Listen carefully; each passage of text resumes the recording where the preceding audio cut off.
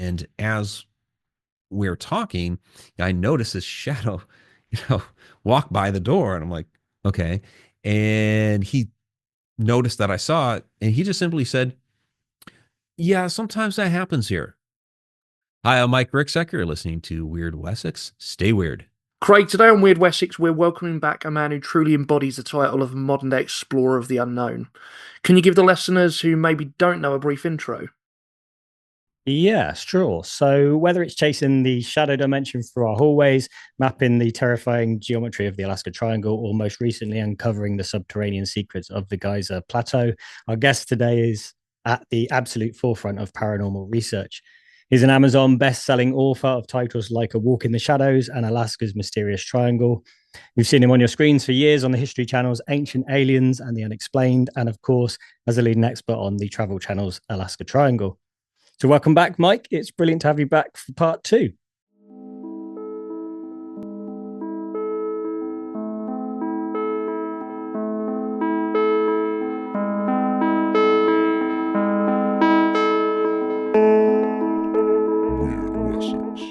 Hello, and welcome back to Wyrd Wessex. I'm Andy. And I'm Craig. So welcome back, Mike. It's brilliant to have you back for part two. Well, thank you guys so much for having me back. And we had a good time last time. Looking forward to tonight. Yeah. So before we get into the high strangeness, I just wanted to also give you a quick congratulations on your recent engagement. Oh, thank you very much. Yeah, I appreciate that. Yeah. Congratulations. We're actually getting married next month in Sedona. So, Wow. absolutely looking forward to that. Yeah. I'm assuming our invites got lost in the post. It's fine. It's fine. It is wonderful to have you back. We got you back on to talk about the Alaska Triangle. Before we do, you've been spending a lot of time in Egypt lately with your Stargates tours, yeah? Yeah. Stargates of Ancient Egypt tour. It's we run it almost every year. We try to put a little bit more than a year as a buffer in there. So we just ran that again in November. So next time around will be March 2027. We're gonna make actually pretty soon here. The sign up page for that will go public. But yeah, Stargates of Ancient Egypt tour. It's a yearly tour. We explore, of course, the pyramids, a lot of the temples where we find the Stargates. We have a Nile cruise that's a part of it. It's really, really a fantastic tour. Brilliant. We've seen reports recently regarding the Khafre project, research project, and they're like the satellite radar scans. Sort of they've been doing the LiDAR stuff they've been doing. They're claimed to have found these sort of massive vertical shafts and spiral structures, sort of. Is it like hundreds or thousands of feet beneath the sand? I think. And as someone who's regularly on the ground there, what's your take on these sort of claims of megastructures and things like that? Yeah, well, I'm actually good friends with the guy that broke the news on that, Trevor Grassi. He's not officially part of the team, but he was the one that for them broke the news of what was going on there, which was kind of interesting because they held this big conference there in Italy, and it was he became the guy that actually broke the news following the conference of everything that they revealed. And so I have a somewhat direct connection with all of that. And I know a lot of people were skeptical at first. They didn't really understand the technology behind it. They You had people that they were dragging in from different universities saying, well, ground penetrating radar doesn't scan down that far, but it's not ground penetrating radar that they were using. The technology, the SAR technology, which is it's a satellite surface scan, and what that surface scan does is it measures micro vibrations that are emanating from voids in the ground. And this is a technology that they've tested in other parts of the world of structures that they already are aware of underground, up to a couple of kilometers underground. So when they did this in Egypt, of course, it's controversial. How do you prove that they're there? But understanding the way the technology works, also understanding that there are many, many underground structures that we do already know of that are under the Giza Plateau, and many that are speculated. It's not surprising to me that you're scanning with a newer technology and discovering other things under there, these large voids. Yeah, because they mentioned, or at least some people I think it might be the Hall of Records. Is that right? Yeah, well, the Hall of Records under the Sphinx, because they have released some scans from there now under the um under the Pyramid of Khafre. They're talking about the possible halls of Amenti. And when it comes to that, I mean, we truly don't know until we get down there and take a look and see what's really there. So it's, the Hall of Records comes from a lot of the work from Edgar Casey, which of course he was the sleeping prophet. So all of that was visions that he saw. But you also Mm. have, some late 1800s, early 1900s reports that came out of Egypt of passages and temples and things like this that were discovered under the Sphinx, which adhere to the idea of the Hall of Records.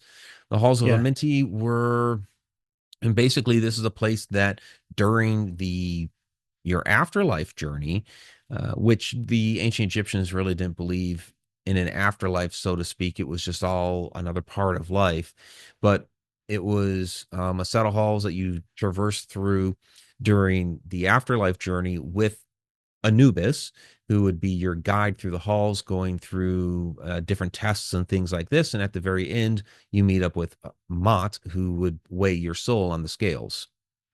So the mainstream response to a lot of this has been sort of predictably harsh, I guess, with some people calling the radar data or to the satellite data, to borrow a phrase that I hate, fake news.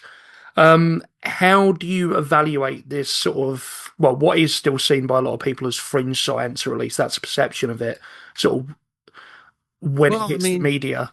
yeah, when they were initially calling it fake news, I mean, it, you're talking about uh, a real conference that they had, a real press conference that they held by real scientists, and they took real scans. You can look up the actual technology that they use. You can look up the satellites that were used during this and the type of technology that it entails, and it's all real. Now you can debate the findings, I guess, but none of that was actually faked. So um none of it is fake news.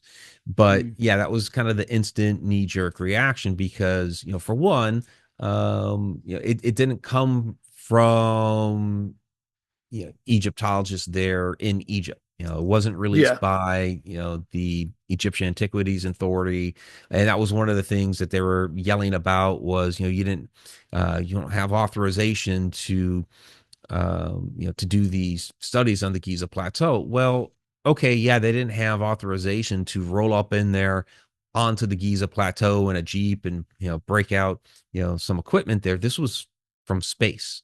And, the Egyptian Antiquities Authorities don't have authority over space and the satellites that are up there. No. So yeah, they were a bit miffed about that. So it was kind of a immediate knee jerk reaction by them. I was going to say, is that why they're sort of calling it out as being fake news? Is it because they don't like the approach to it and that they haven't kind of granted permission, I guess? Well, yeah, they didn't have a say so in it. It was Yeah. kind of a bombshell. So their immediate reaction was to call it fake, but a lot of them have pulled back on that now, just because of the fact that again, it was real technology that was being used by real scientists.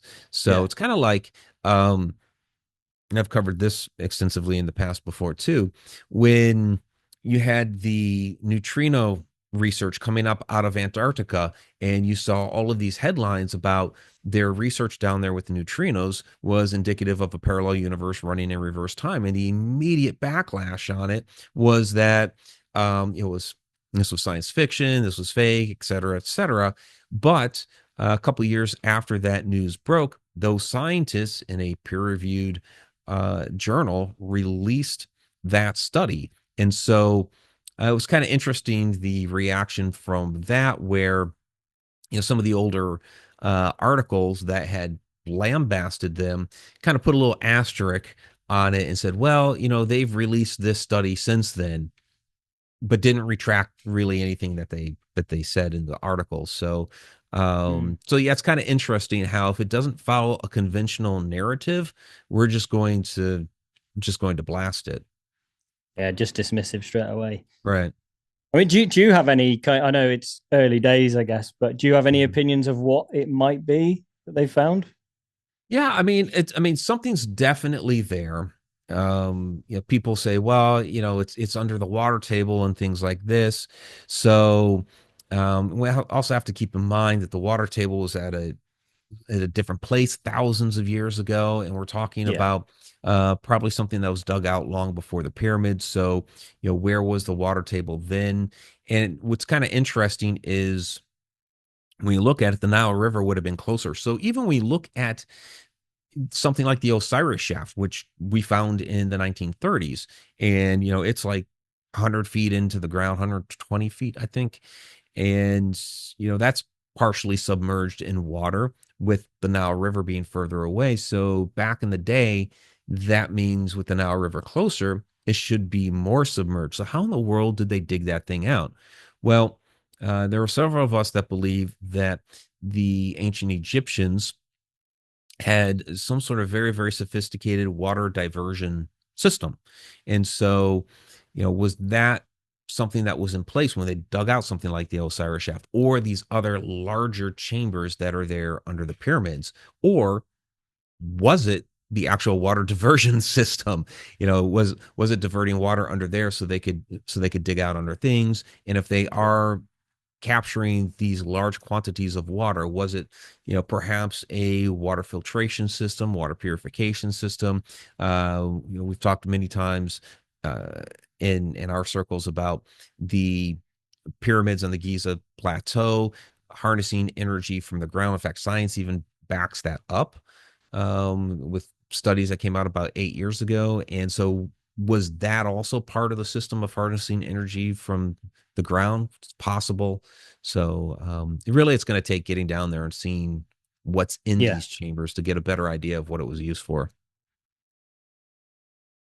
it's fascinating. I kind of look forward to seeing where that goes. Yeah, it's one of those things that did sort of like, oh, blimey, that sounds legit, you know.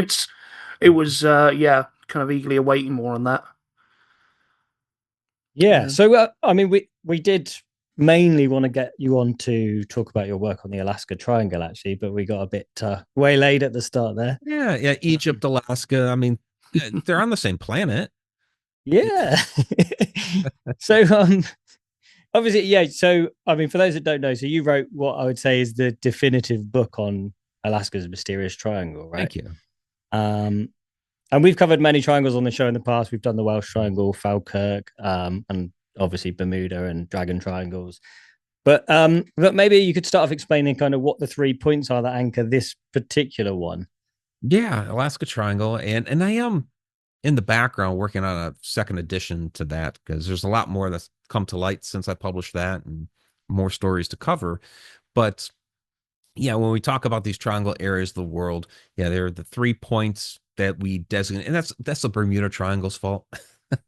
The Bermuda Triangle, when they started noticing that there was a lot of anomalous activity in this area, they kind of picked 3 points that encompassed it. And now everything following that has been a triangle. So Yeah. the 3 points that we picked out in Alaska were Juneau in the south, Anchorage in the middle, and then Utqiagvik, formerly known as Barrow, at the top. And it's a huge area. It's roughly the size of the state of California. Um, and for comparison's sake, here in the United States, massive, massive area.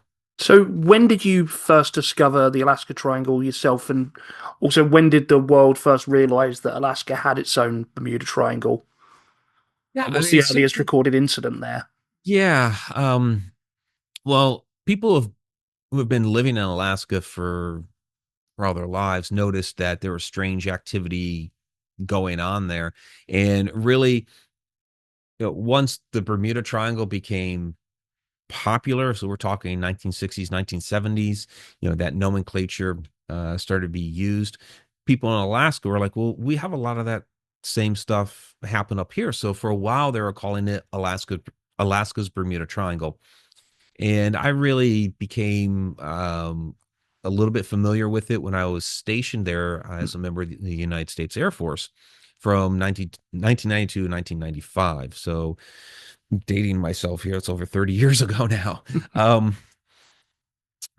But what was kind of interesting is I hadn't really given it too much thought over these. I mean, there were different weird things that I experienced up there for sure.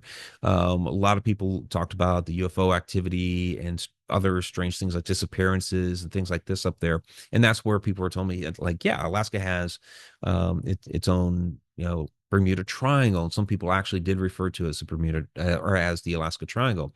And so it was my involvement in it. And the reason why I ended up writing the book was some years back now, I'd gotten an email from a television production company. They'd come across one of my videos on my YouTube channel about a relationship between uh, portals and supernatural activity. And it actually was not a very widely watched video on my channel, but they found it somehow and got a hold of me and set up a Zoom call. And actually, back then it was Skype. And so we set up a Skype call and we're just kind of chatting back and forth about this different phenomena. And had no idea it had anything to do with Alaska at first until partway through the conversation, they asked me, well, what do you know about this type of activity happening in Alaska? And I said, well, there's that thing called the Alaska Triangle. And they said, that's the name of our television show. So it's like, oh, okay. So it was really serendipitous. It was pretty perfect. So they brought me up there and we filmed. We talked about all kinds of different things, and of course, it's like now that I'm involved with this, and I'd been up there and had witnessed some things myself, I got involved, or I ended up writing the book, and I've gotten a bit more involved with some of the different activity that happens up there. I've been what was it, a year and a half ago, I was flown back up to do another television show. But yeah, the locals have been talking about this really ever since, at least calling it the Alaska Triangle, really since like the 60s or 70s. So just to play devil's advocate here as well, before we get into some of the kind of strangeness that happens. So obviously Alaska is a massive, remote, dangerous place. So could we not just draw a triangle over any vast wilderness, say like Siberia or the Amazon, and find a high concentration of strange events? I mean, yeah, what makes the energy or the phenomena here kind of genuinely unique, I guess? Right. Well, yeah, and I would say that there's definitely strange things that happen in Siberia too. That's definitely another place. But with Alaska, and the activity doesn't happen in a perfect triangle. Again, it's more nomenclature. But what's fascinating about Alaska is I call it like really a fantastic cocktail of different energies.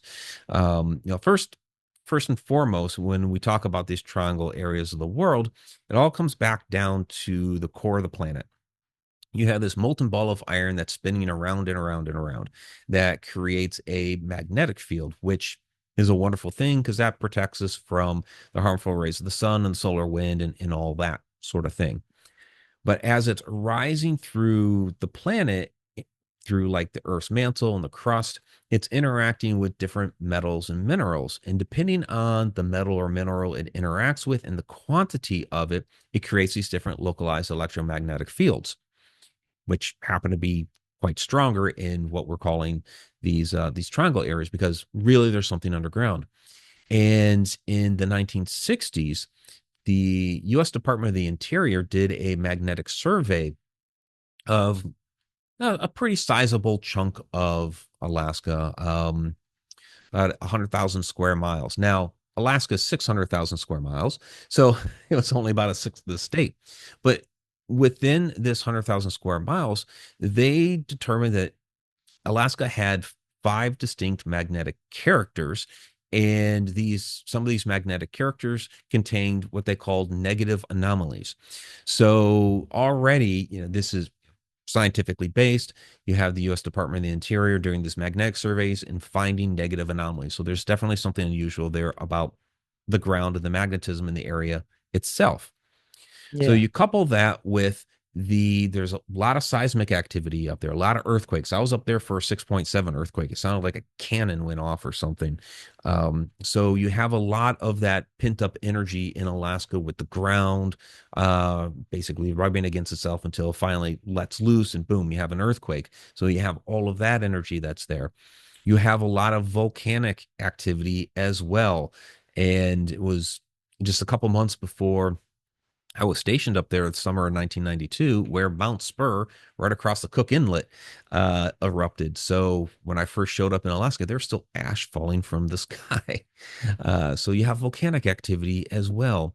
And then you also have well, we were talking about the solar wind and all that before. Well, even though you have the magnetic protection, the atmosphere is a little thinner up there. So the protection isn't as strong there, and therefore the solar wind hits Alaska a little bit harsher.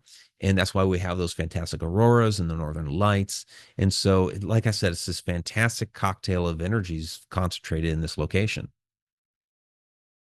Yeah, because I mean, when we talk about sort of missing people there, sort of in the triangle, we're not really talking just about a few hikers losing their way.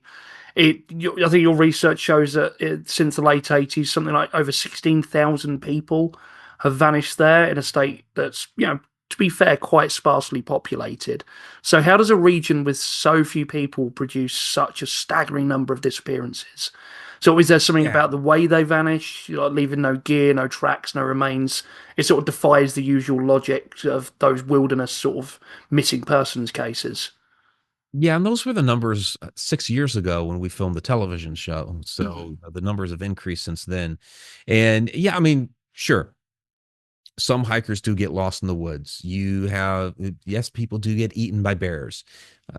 There's, people who just want to get lost out there. And unfortunately, one particular individual that had been missing for a while. He wanted to get out there. They found his remains in, I think it was an old school bus or out there, something like that, out there Oh, in the that middle. was Oh yeah, the I've forgotten the guy's name. I read the oh book there's a book and a 20 years film, ago. wasn't there?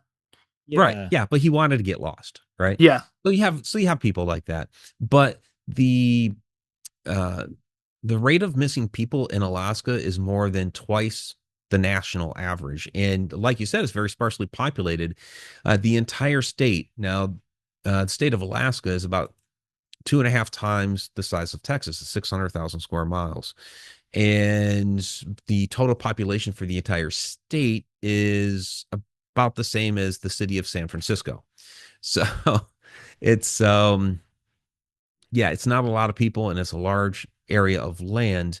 And again, yes, people do go missing, but considering how many people do, and they've set up a missing persons clearinghouse and all this, and under the strange circumstances that it happens, like um, a gentleman named Michael Lemater, this was back in 2012. There's a yearly race up it's in Seward, Alaska. It's called the Mountain Marathon Race, and basically, you run up the mountain, you run back down, and you have your winner. But there are different checkpoints along the way. And he had made the checkpoint at the very top and was headed back down. Nobody saw him again. Disappeared in the middle of this very public race. And they got the state troopers out there. They got the dogs out there sniffing around. They thought maybe he fell into a crevasse or something like this. Still, nothing to this day has ever been found of him. He just totally disappeared in the middle of something very, very public. So how do those things happen? It's bizarre.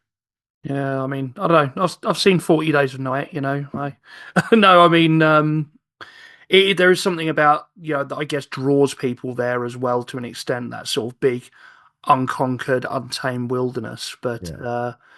yeah, I mean, do you know if they've ever seen anything in the Iditarod? If they've ever seen, sort of if that's had any sort of strange occurrences happening around it?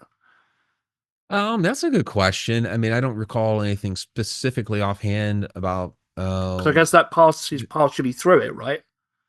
right. Or Well, yeah, yeah. Again, the Alaska Triangle is very huge, but yeah, the Iditarod, where I cover the Iditarod in the book was they passed by what they call the Sphinx of Ophir. So it's an interesting rock formation that looks like a sphinx, then we'll Yeah. find these sorts of things all over the world. Of course, we're very, very familiar with the sphinxes in Egypt, but there are other ones around the world, like in Romania and other locations that people relate to a sphinx. So that it's kind of interesting how you find connections like that. But I Yeah. don't recall offhand necessarily missing people. I mean, the Idea has been going on forever, so maybe. Yeah.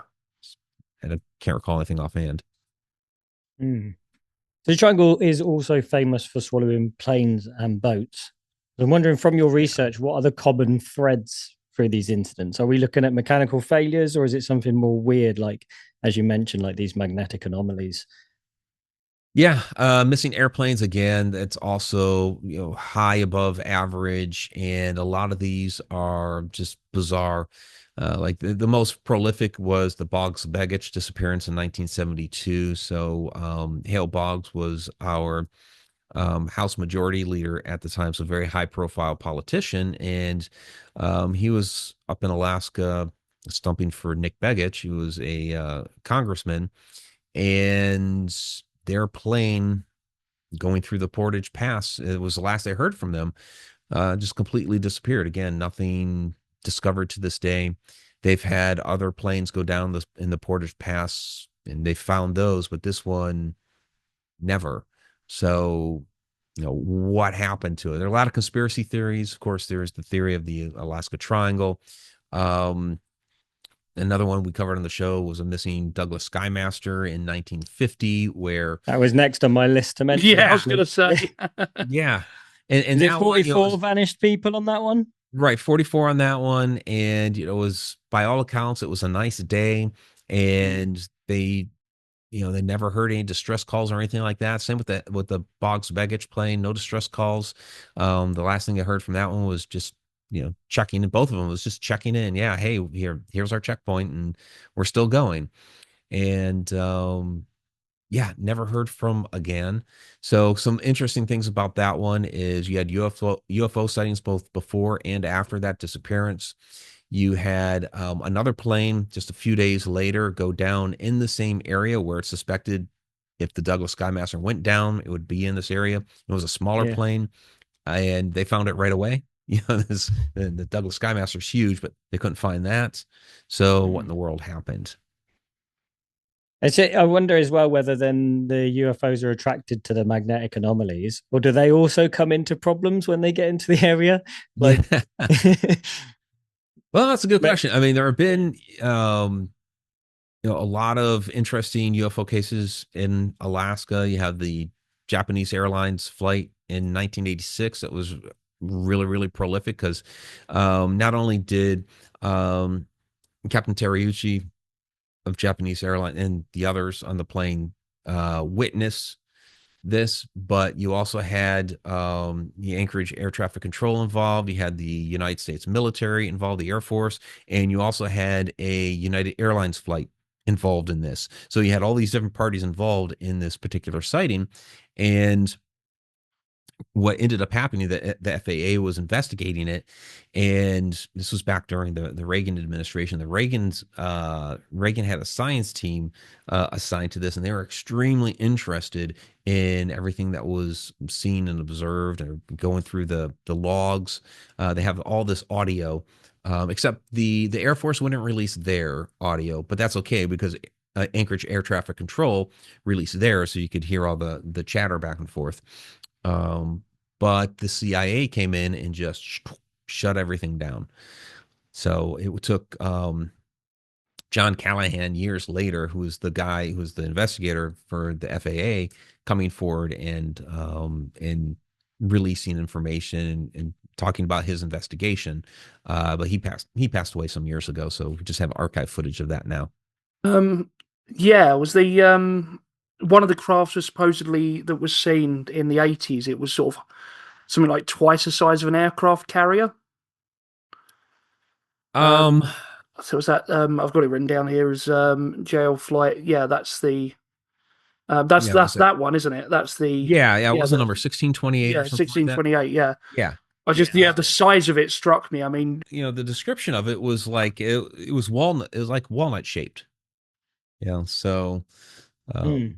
And there's a fascinating photo of Terryuchi because he drew it all out, and he's holding it up.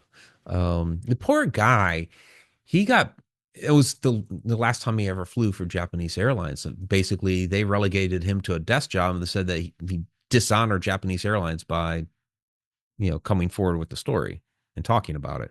Covered a few things like that where people have reported something, and these are people that are like, not that it should matter as much, but sort of stand up guys, stand up women that are professionals, consummate professionals who say what they saw, and they're not saying this was aliens. They were doing, they're just saying this is what I saw, and they get ripped apart, sort of for it by the employers and by their, by the press sometimes, and just kind of lose everything for it. Yeah, it's unfortunate that that happens. There's such a stigma, and it's at least lessening these days, which is nice. But back then, it was still really taboo to talk about that, and um,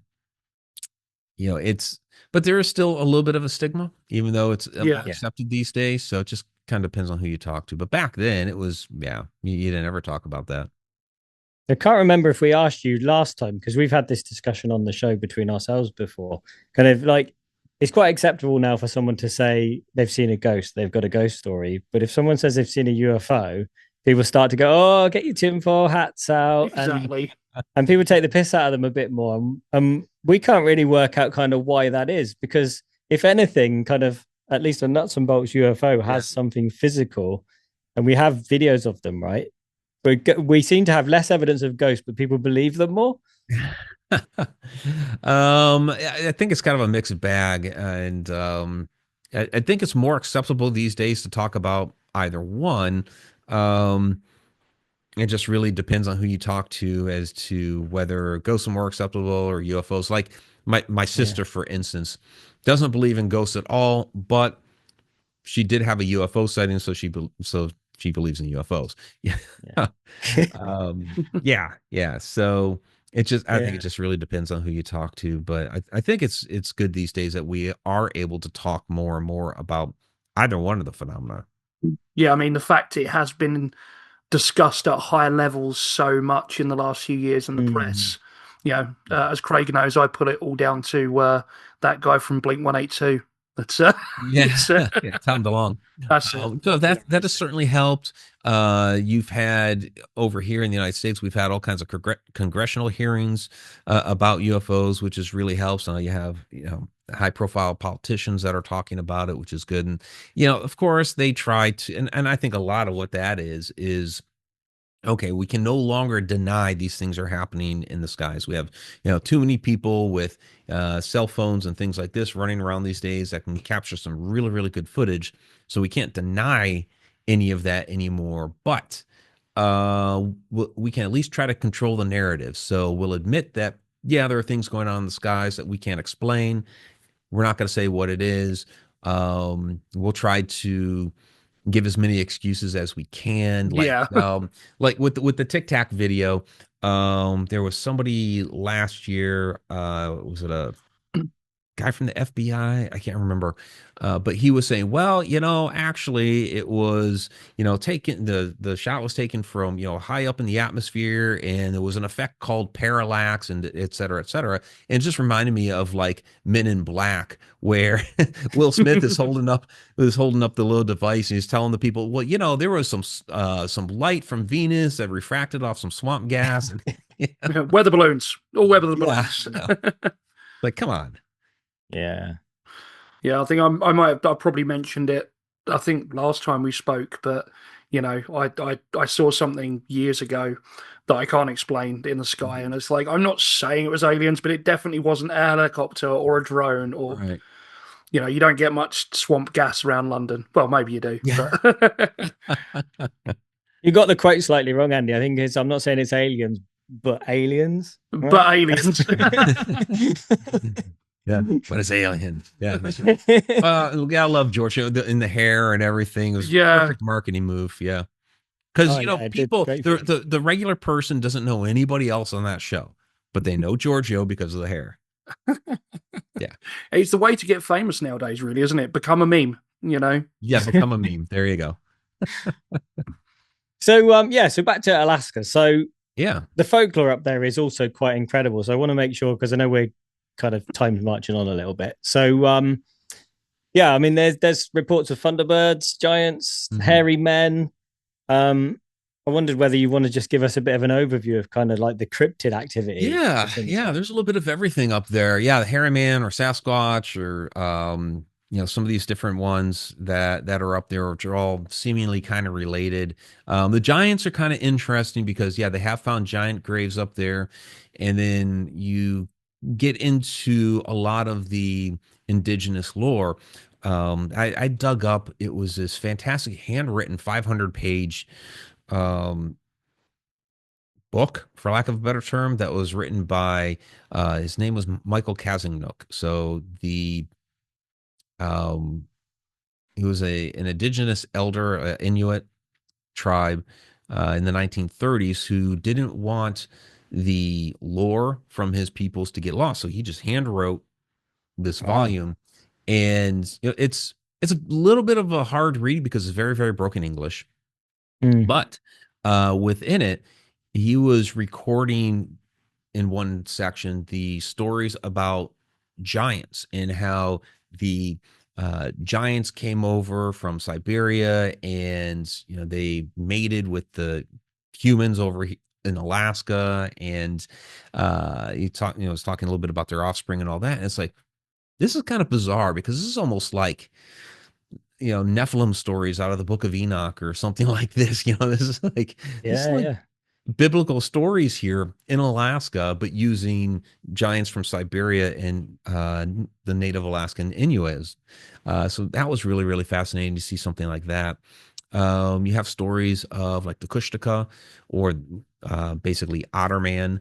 And so this was the stories are similar to the Wendigo, although this one takes the shape of an otter and a human, where basically with the different cries and calls that they make, they lure people out into the woods and they attack the person. They can either eat them, basically, or they can turn them into another Kushtaka, which is like what the Wendigo does as well. Although Yeah.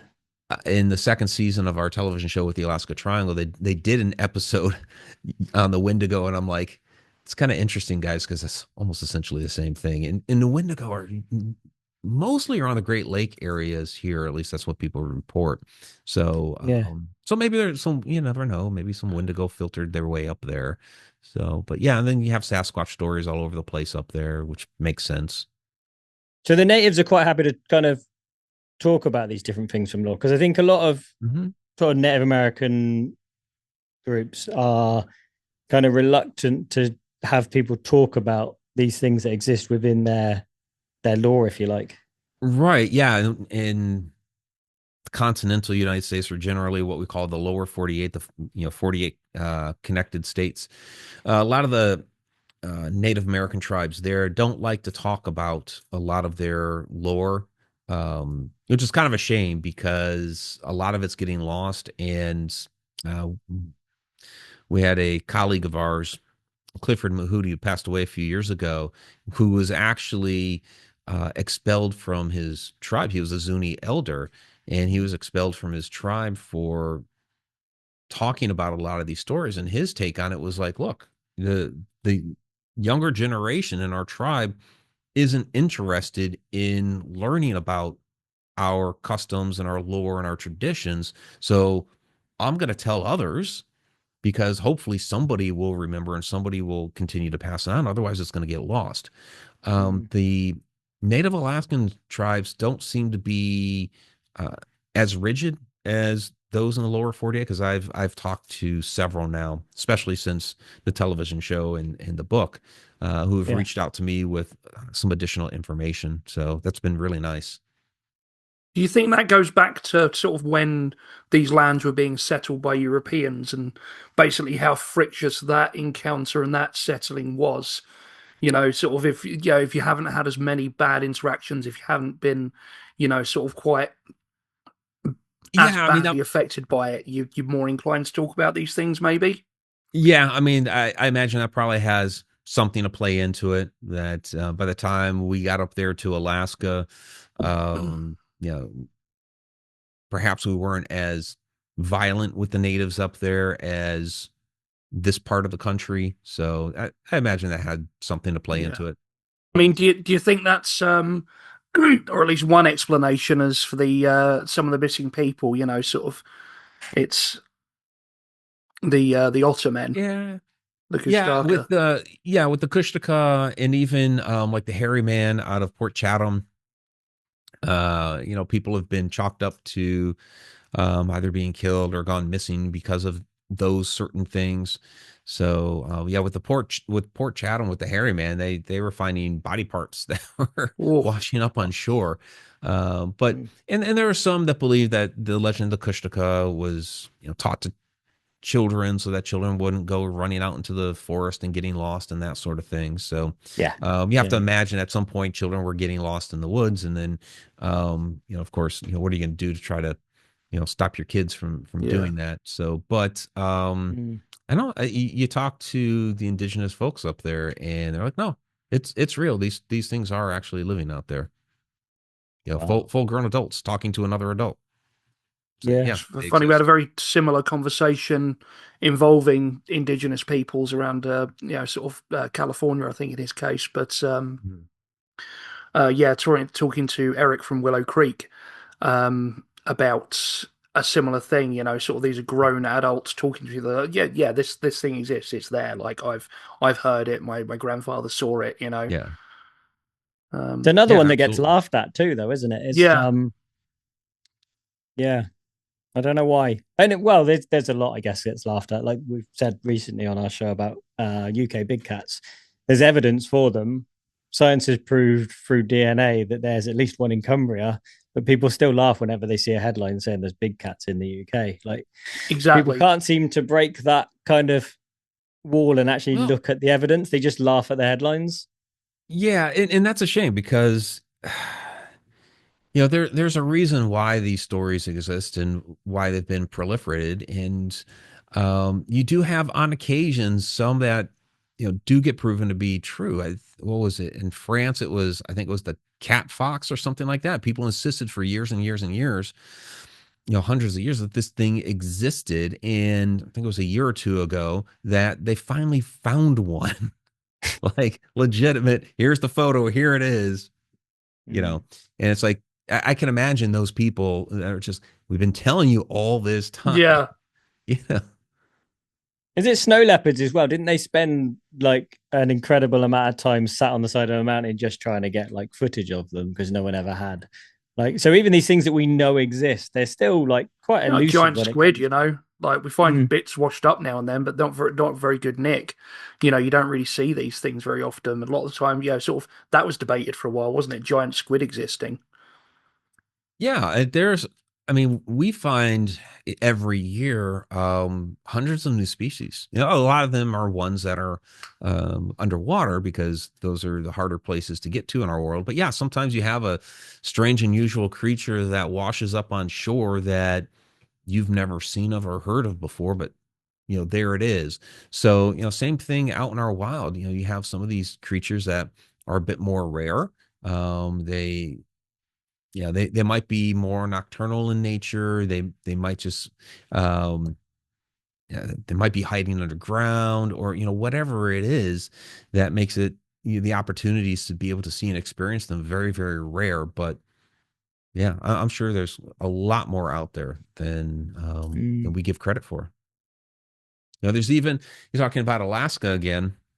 There's an idea that we discussed on a television show that because Alaska is so remote and so vast, and there are areas of it that we still really haven't even charted. We've done like satellite scans, but like humans haven't been out there.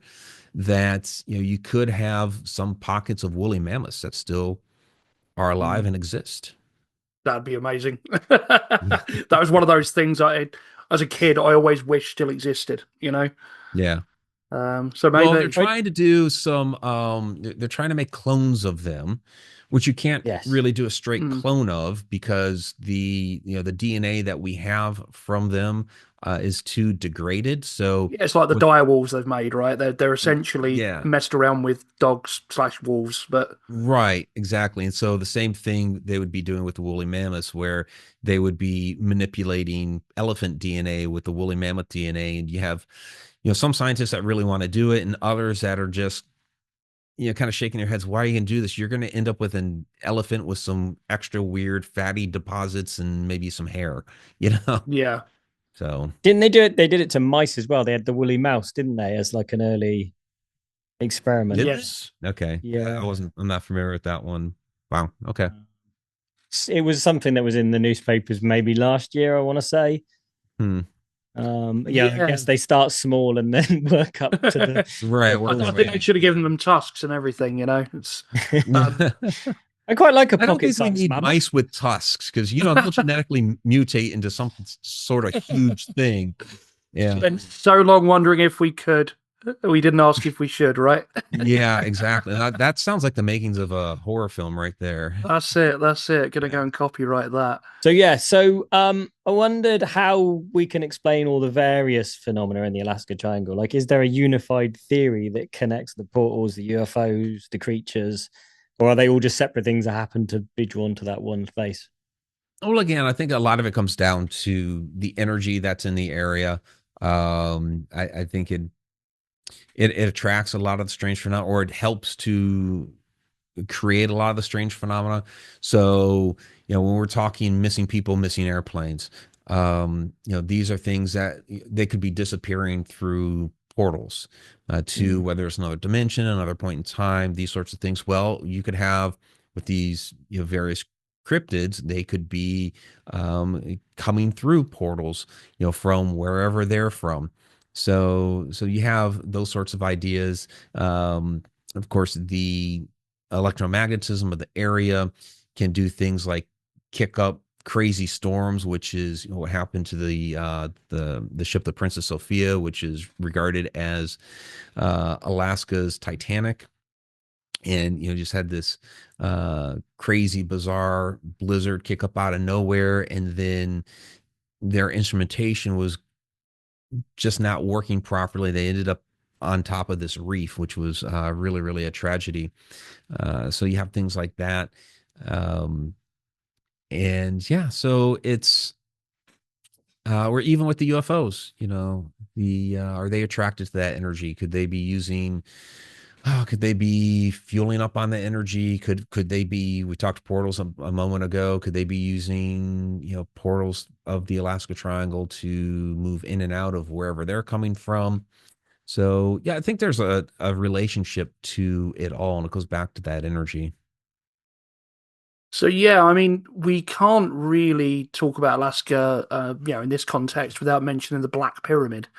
There are these Yeah. claims of a buried power source between Nome and Fairbanks that are supposedly sort of larger than the Great Pyramid in Giza. I mean, does your research suggest that even exists? And if so, what is it? Yeah, it's hard to substantiate it because it's supposed to be buried under Mount Denali. So you have all these, not all of these, but really a handful of anecdotal stories that and have come from a couple, say, I forget the guy's name, but basically his father claims to have seen it.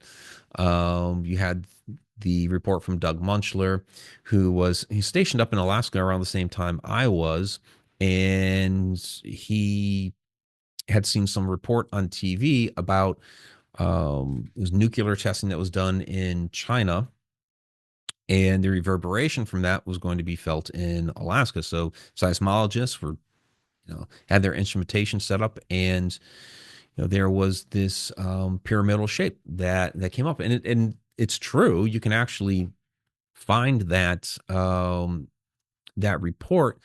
He remembered it from the news report, and so he was trying to track that down. Went to the news station, and they tried telling him that, well, no, we didn't run that. And then as he was walking out, one of the staff came up to him and said, well, actually, there were some gentlemen in suits that came and confiscated the tape. So again, I wasn't there, so we're going off of his story. But you can find the seismographic information. Um, but has anybody that I know of gone there with a camera and filmed the Black Pyramid?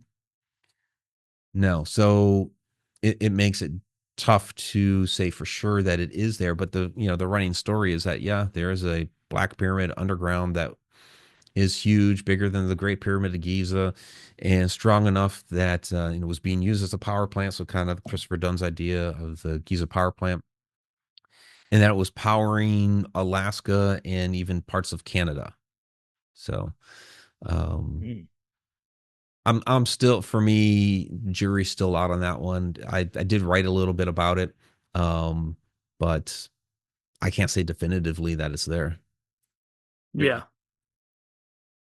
So, obviously, last time you were on, we mostly spoke about the shadow people, so we haven't really covered those Yeah. today. I mean, if anyone wants to know more about those, they should definitely check out the last time you were on. But I was wondering whether you think energy at sites like Alaska and maybe even Egypt maybe thins the veil somehow, allowing the shadow people to manifest kind of more easily in those parts of the world.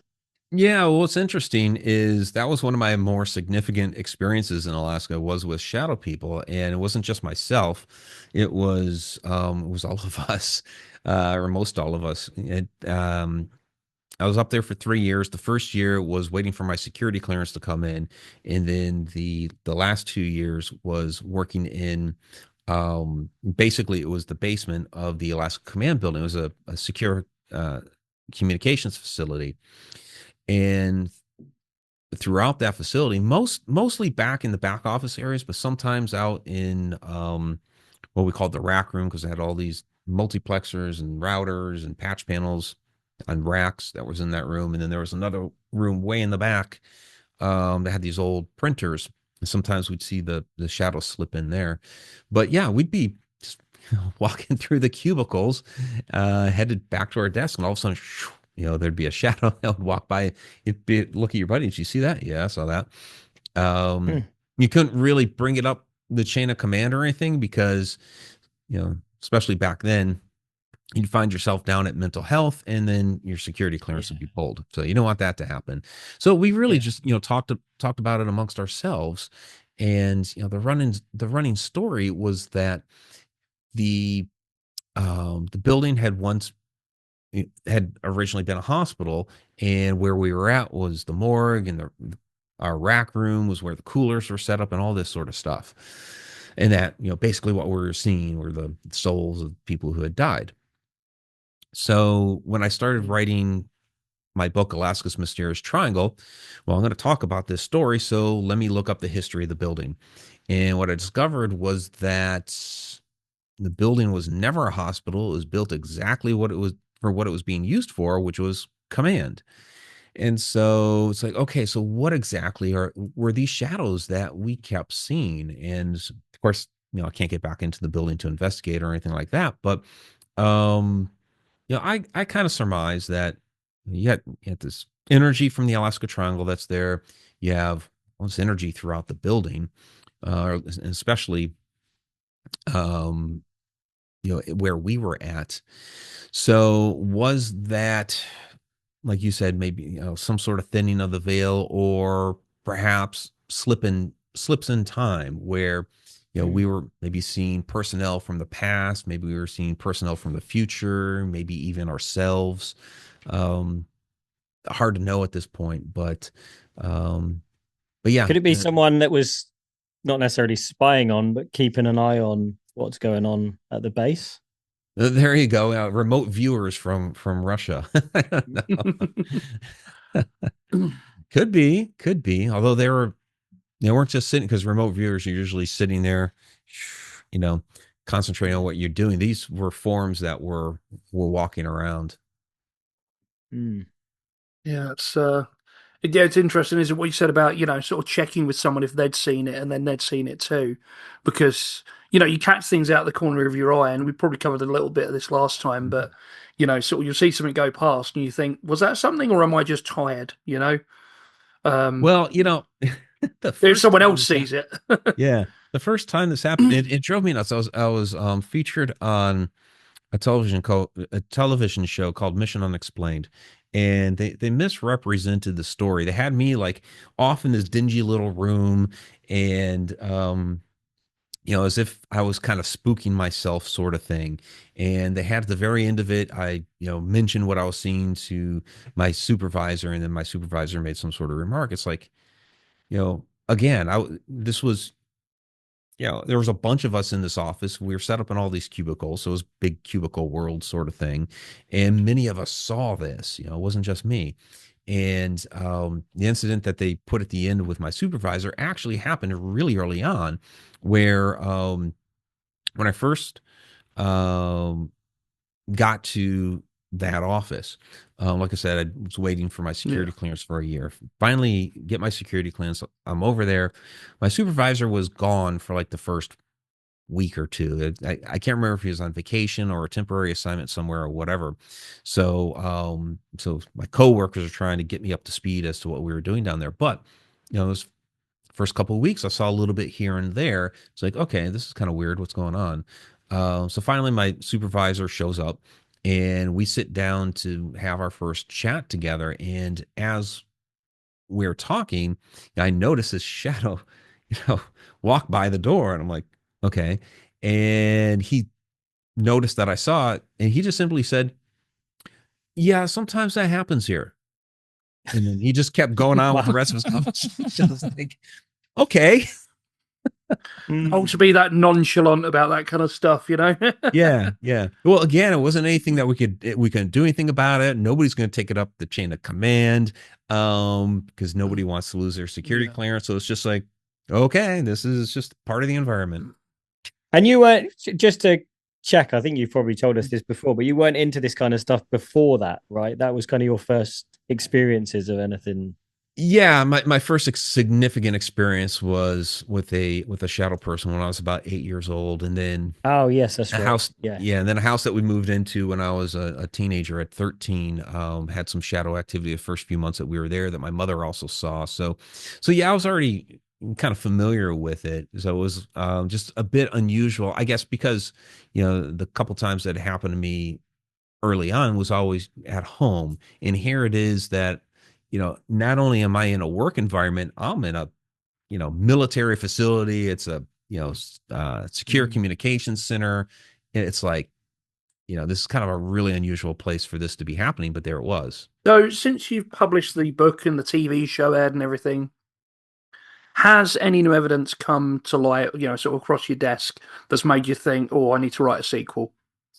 Um, well, That like, you, like I said earlier on, I am going to put out a second edition at some point, because there are some other stories that I didn't necessarily cover that it's like, I probably should have in the first one. I have talked to some um, you know, Native Alaskan elders up there that have provided some more information about other legends, a little bit more information about the Kushtaka. So everything that I just rattled off, I can't remember if that was all in the book or stuff that Dave told me, Dave Kanash. Um, yeah, so It's a shame there's we can't get that book published with all the native yeah. lore. That sounds like yeah, a great book. yeah. So yeah, there's definitely more coming out. Awesome.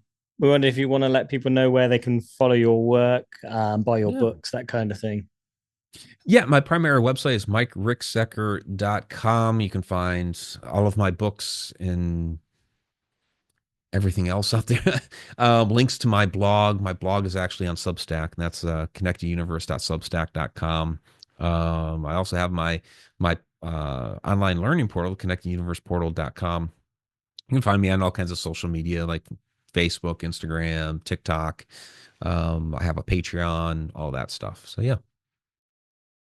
Well, yeah, thank you so much for coming back and speaking to us. Glad we didn't scare you off the first time. I kind of No, want you guys are great to talk to. I really appreciate it. yeah, I kind of want to go to Alaska more now in a way, It's I would suggest the summer. I mean, a lot of people say, "Oh, I see the Northern Lights." Well, okay, the best time of year to go see the Northern Lights would be right now, but it's also going to be, extraordinarily cold up there. So, and if Yeah. you're cool with it being like negative 30 degrees Fahrenheit, by all means, knock yourself out and go up there and check out the Northern Lights. But it's during the summertime when it's a little bit more comfortable. It's absolutely beautiful. So yeah, Mm. wonderful place to visit. Tough to live, but wonderful place to visit. Yeah, so again, thank you very much. I don't know if you had anything to add to that, Craig. No, only to thank Mike for spending time with us again today. Um, Yeah. yeah, it's been very interesting. Um, so yeah, I mean, if anyone wants to follow us, we are at Wyrd Wessex on all social media except for Instagram, where we're at, what is it? Hang on, Wyrd Weird underscore underscore Wessex. Wessex, because someone got there first. um, yeah, and our website is weirdwessex.co.uk. Yeah, absolutely. So thank you again for tuning in, and thank you, Mike, once more. And until next time. Stay weird.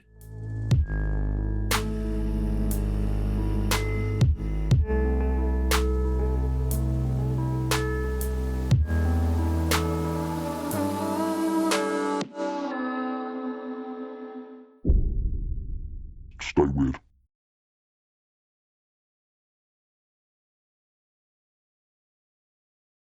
Hi, I'm Mike Ricksecker. You're listening to Wyrd Wessex. Stay weird.